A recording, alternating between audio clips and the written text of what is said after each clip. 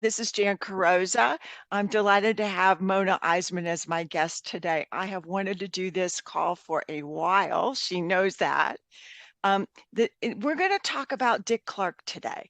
So we're not going to talk about him as the persona that you know that did New Year's Eve shows or that did American Bandstand.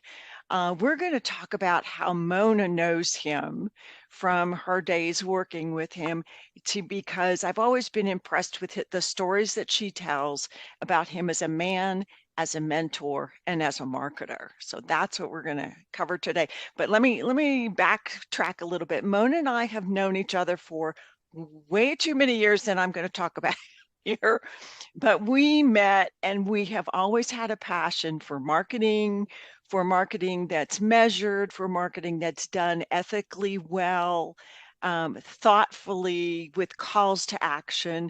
And we share this passion for marketing. She's got a background in it in marketing and PR and teaching it for 20 years at FIDM. And Mona, so let's start by give us a little bit about your background and then maybe go into a little bit about how you came to know Dick.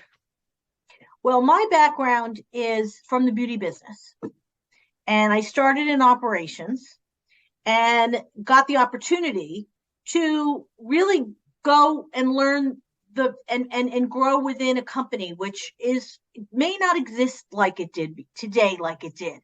So I got seen as a asset, and so I got trained, and I traveled the world with them teaching me the business. And I got a chance to take on opportunities and jobs. When I was marketing and sales director of Latin America, no one should have given this 25-year-old who had actually never been to Latin America that job. But I spoke Spanish. I always worked really hard, cared about results and outcomes, and they gave me the gig. And then I worked really hard to learn it and do it. And that is what Dick Clark also saw in me. Because he didn't see people for what they had done before, but for what they were willing to do. Oh, that's interesting. To work hard and to learn. And so I've always had those opportunities. I moved to LA and got just for sunshine and the ocean, thinking I'd go back to New York. And my company got sold. And so living in LA and wanting to stay in LA, I thought, well, then I have to work in entertainment because otherwise that's all that's here. Sure. And so in staying in LA, Dick Clark found me through a reference, looking for someone who knew marketing, who knew products, who had some corporate background. They wanted that, had some beauty background. That's so interesting. He was looking for somebody who knew products. That's fascinating. That was when HSN and QVC and direct response marketing, Jan, was booming. And all these people were selling products. And he wanted to own and control the product. And the only way to do that would be to hire someone who knew how to do product. Wow. So I got referred. And the best story is, and if it ever happens to you again, anybody, you just want to treasure it. I didn't know who was going to call me. They said a big celebrity was going to call me. And you'll know his voice. You'll know when he calls. They said, you have to tell me. I'm a preparation person. And they said, you'll know his voice. Just be at the phone. And of course, I knew his voice. Of course. Everybody met me and offered me a deal that I didn't understand because it was an entertainment company. I left, thought about it, talked to people, and joined him as his VP of marketing, starting with products, starting with helping him with his deals. Right. Him as celebrity at the front of deals, promoting his assets. Let's talk about that because we've talked about him quite a bit over the years. And one of the things I want to stress is how much he felt about reputation and authenticity. Yes. Yeah. And so Dick Clark, America's oldest teenager, he would say, I don't have talent. I'm getting paid to be me. Now think of how we're not going to give years, but it's a long time ago, how how that is so relevant today. Absolutely. Everybody who is making money, not because of their talent, but because of who they are. And of course, I'm impressed with the business acumen of the Kardashian. I'm not a one of their followers. But you have to know that Dick Clark made money for being Dick Clark. Right. So and I was going to a lot of people followed that, Jan. Yeah. So basically he was an influencer before it was a thing. Correct. Yeah. But so he was entertainment only. The thing that inspired me to really set up this call was I heard Bruce Springsteen interview with Howard Stern. And in that interview, he talked about perfectionism and improvement. And that kind of rang that bell again, going, that's exactly what you've said about Dick before. Yes. So you hear that working for some celebrities is difficult, tiring, 7 days a week. That's what it was for Dick Clark. But it was not because it was about him personally. It was about making a better show, a better product, a better outcome. Right. And so when I'd get calls at 3:30 in the morning, because he was in New York getting up, he'd say, you know that product you gave me? Can we do this with it? Oh my God, he was thinking all the time. 3:30 in the morning. Yeah. So we worked very hard, but it was never about him. It was never his image. It was never for the grandisements of him, meaning being, I'm going to use the word diva. Okay. Right. And so what was truly amazing about that is we made a better product, a better show, a better outcome, better results, because we worked that hard at it. He never stopped trying to improve it.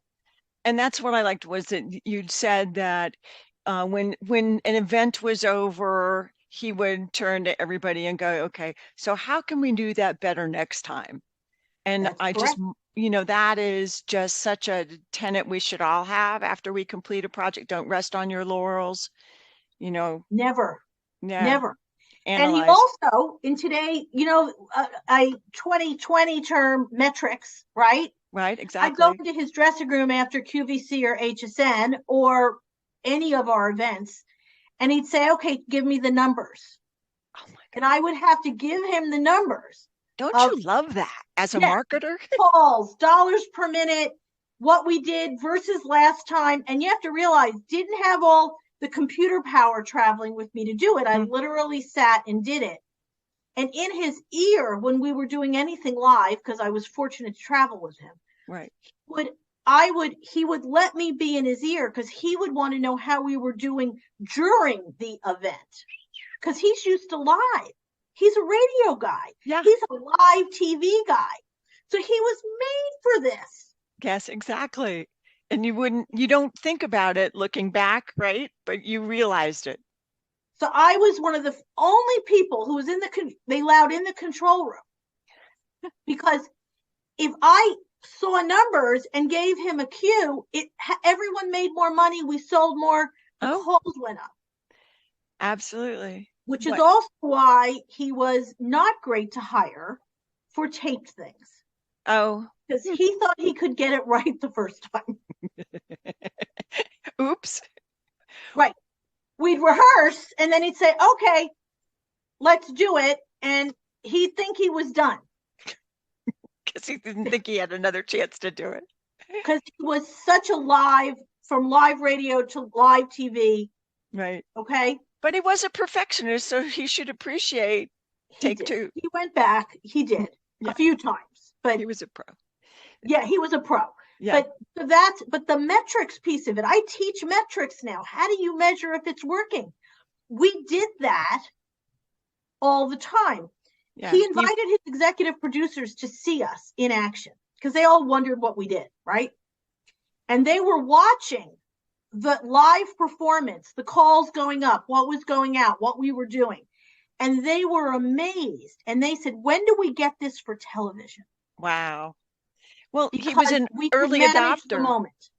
He was an early adopter before it was a phrase, because he's already looking at how can I improve the bottom line? How can I improve the overall project and performance and outcome, like you say, the outcomes? That's Yeah. right. So I think about his execution. We've talked about his attention to detail. Mm-hmm. Tell the haircut story. Oh, okay. So he knew that, first of all, he was a perfectionist. So he had one image, and he didn't ever want to be seen as getting older or changing in pictures. So that was not a vanity as much as a management of image. I want Right. everyone to know that. Okay. It was a First impression matters. right. And people wanted to see him looking exactly the same. And he felt the big mistake women made was changing their hairstyle, Oh, because then they could be dated by the change in hairstyle. oh, and they are, aren't they? We are. Yeah. Yes, we are. So, and his friend Suzanne Summers never changed her hairstyle. Oh, that's interesting. So he had some friends who didn't do it. Right. But so you never could tell if he had a haircut, because he had a barber come in like whenever break of dawn, worked longer hours than any person I have ever met in my entire life, worked more hours. But because he never wanted it to be different. Right. And he knew people, and this is before AI and everything we're doing, but he knew people wanted to see him the same way. And so again, he was always thinking about the fan, we now call the follower, or the customer, right? And managing that. And that what they wanted from him is to feel comfortable he was the same. Yeah. Yeah, and absolutely. So he did that. Well, clearly he was unique in a lot of ways, certainly a forerunner of so many things that we know about in marketing today. But talk about how he treated people, how he broke barriers, because that's part of him as a forerunner before a lot of other people. I mean, this is a so great. First of all, he broke barriers because he had, at a time when there was Soul Train and American Bandstand, and blacks and whites did not share the same music, did not share the same stage, did not share the same audience. People don't remember that. Yeah, no, and Soul Train was huge. Actually, Soul Train at one point had better ratings than American Bandstand. Okay. He brought on black artists. He brought artists on regardless of who they were, what they looked like, and he would introduce new artists. He introduced Madonna, who basically said at that point she was going to be the biggest star in the world. Right. And it's a famous quote because he just let her be authentically her. He didn't manage these people. He also had blacks and whites in the audience dancing. And he was afraid he'd get canceled by all of Southern stations, and he did not. He was the comfort zone to do this. Now, well, yeah, and I'm surprised he didn't get pushback. He didn't do it because he was a protest leader. He wanted a bigger audience. And that's how he did it. That was so smart. So not that he wasn't fair, and I respected his values, but he was not a protester. He was a conservative guy. He did it for a bigger audience. He did it also because it was right. They were talented. He saw talent. He saw people. He did not see everything else. Yeah. And he did that in everything he did. He saw that in the office. I was so fortunate to work for him. We would hire production assistants, and they'd have like bachelor's degree from UCLA, right? Or some big school. Right. And if an executive producer would treat them wrong, like yell at them because they got their coffee or salad wrong, Dick would say, "You're going to work for them someday, so why don't we try that today?" Everyone had value. And in entertainment, he didn't play into the system of the people who thought they had influence, who were in the room. Everyone had to contribute. You didn't get a piece of a show unless you worked it. Versus getting a piece because you had lunch with someone. Right. You earned it. You earned it. And all levels, all ages, doesn't matter who you were, where you came from. You worked it. You earned it. and everybody was working the show together, and he worked every show together. Something needed to be done, Dick did it. He didn't have a group of people running around him picking up after him. It didn't happen that way. And he treated everyone as an individual. He mentored us.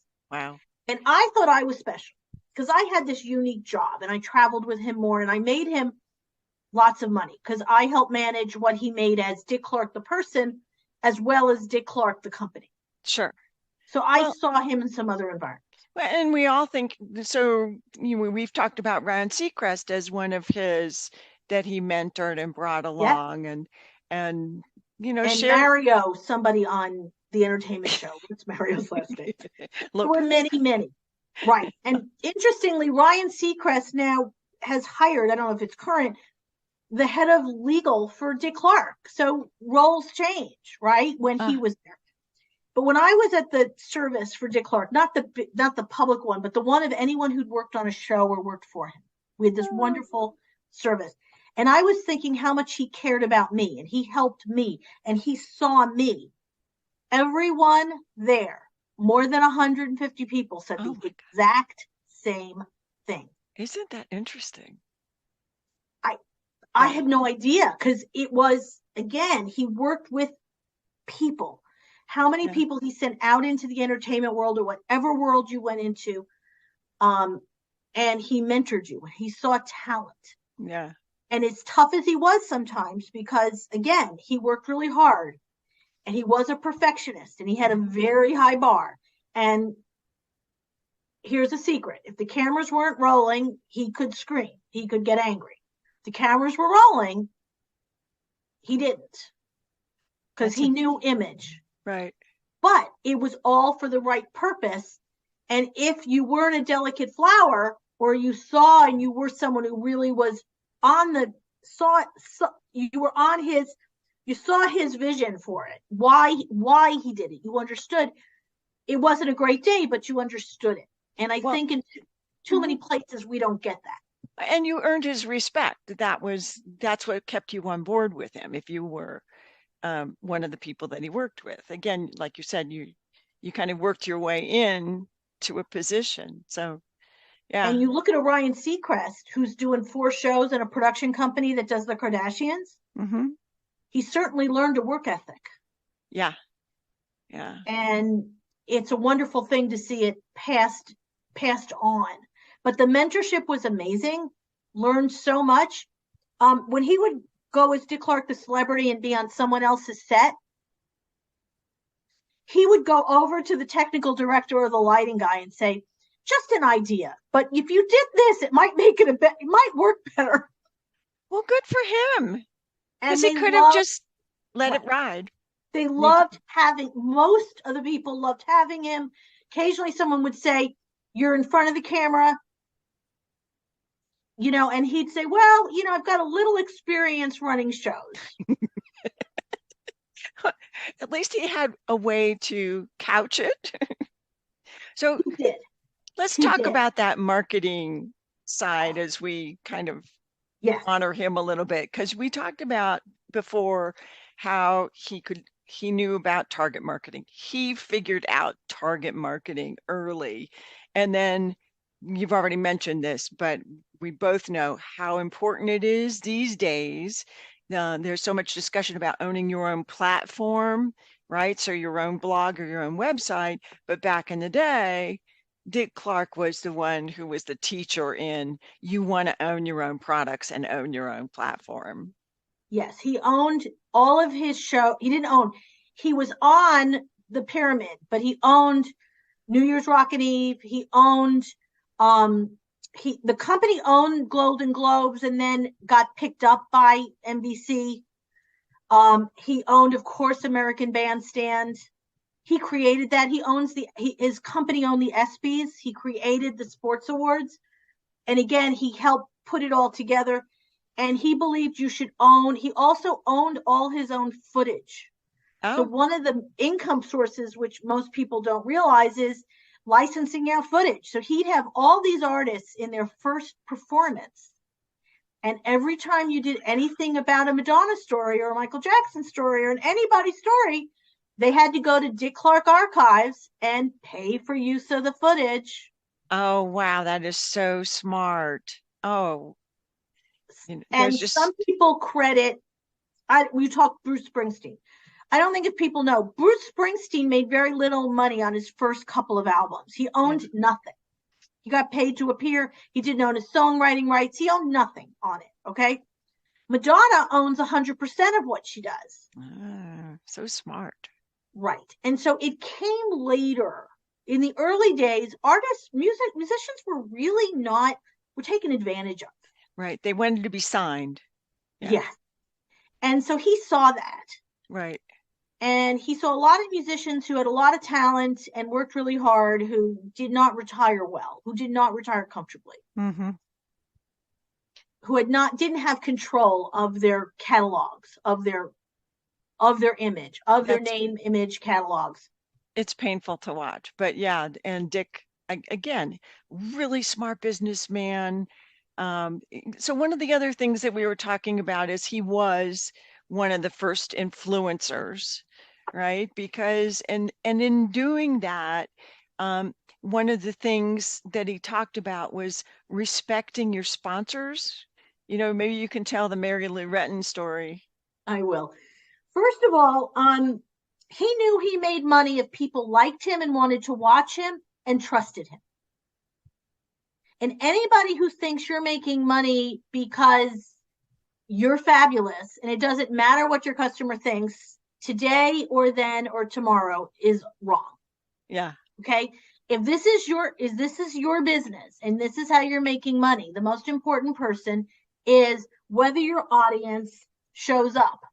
Yeah. Whether your audience believes in you. So Mary Lou Retton, it was in USA Today. Again, we're dating ourselves. We're in the green room before an event, and a little story talks about how she told someone she was on the Wheaties box. It was her moment, her viral moment, to literally take advantage and build an income running forward, an image for herself. Okay. And these athletes, these Olympic athletes, get them very young and don't get, and what they do then matters. Just like when you get your viral moment today, what you do with it matters. So she was quoted as saying she doesn't eat Wheaties and doesn't like Wheaties. And he says, can someone get that girl on the phone with me so I can talk to her? And this is her future.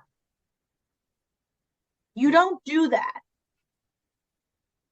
So we go back to marketing and knowing your audience.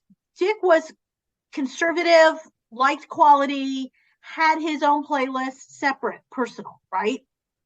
But he knew what was cool to an audience. He knew how to connect with different ages, different markets, okay? And so he could spot it. He didn't have to live it. Yeah.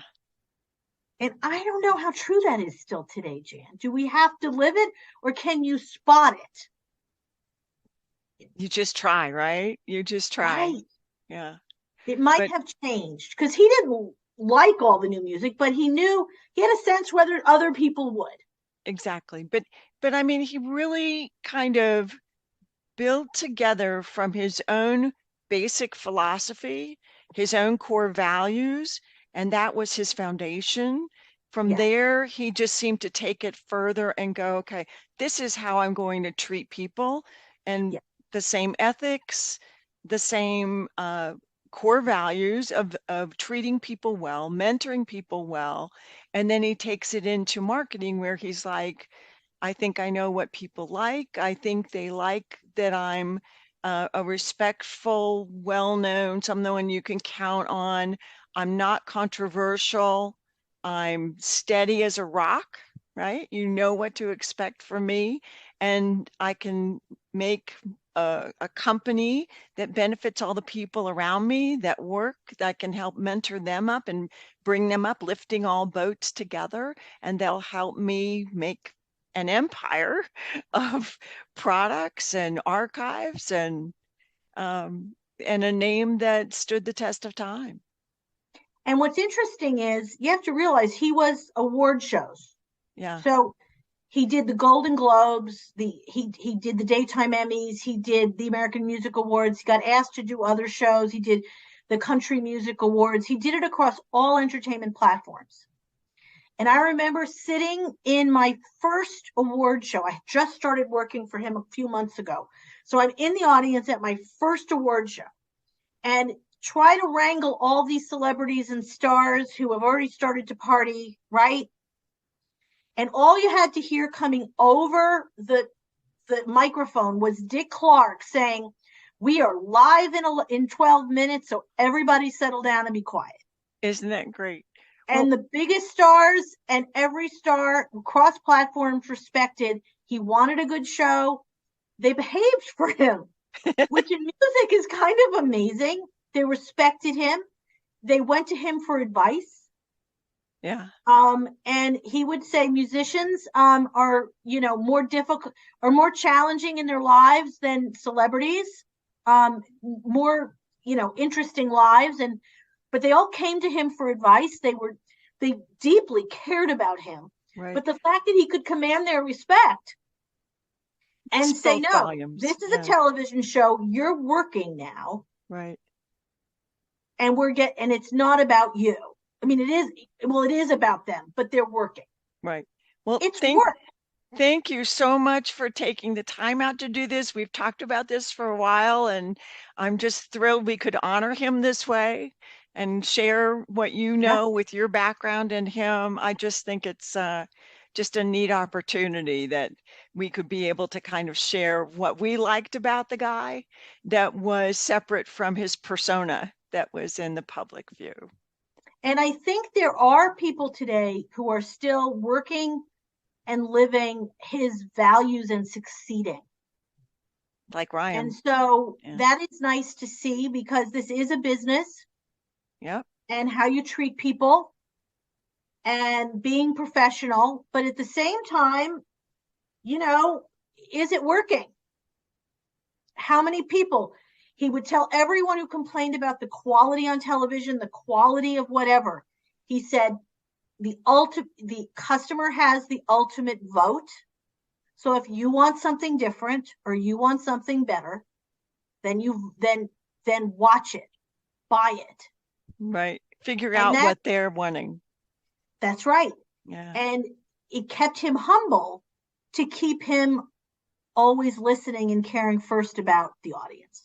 Well, he's just such an amazing person that he was nonstop, 24/7, always working, always creating, always sharing, right? Always bringing other people along. I just think what a terrific guy. He sent handwritten thank you notes. Oh, yes. And he would still today. That's not something he wouldn't do now. Mm-hmm. Didn't keep anyone waiting. And people would remember all that. It's in entertainment. He was different in that way. And that is to be understood. That's to be valued in whatever your platform is. Mm-hmm. And you'll be respected for it. Yeah. Yes. So I say that whatever the platform, it is to be respected and to have his legacy live on. Yeah. Well, again, thank you so much. I can't wait for our next conversation. Yes. They're always good. It was wonderful. And like I said, it's when you take that job that you don't know what it is. I had no idea. I was crazy to do it. Okay. Everyone said, "What's that job?" It's like that didn't exist before. Yeah. What you really want to do is say it's an opportunity to learn something new. And I did. Fabulous. Nobody knew what it was. Thank you again. I've got to thank you, Jan. So much.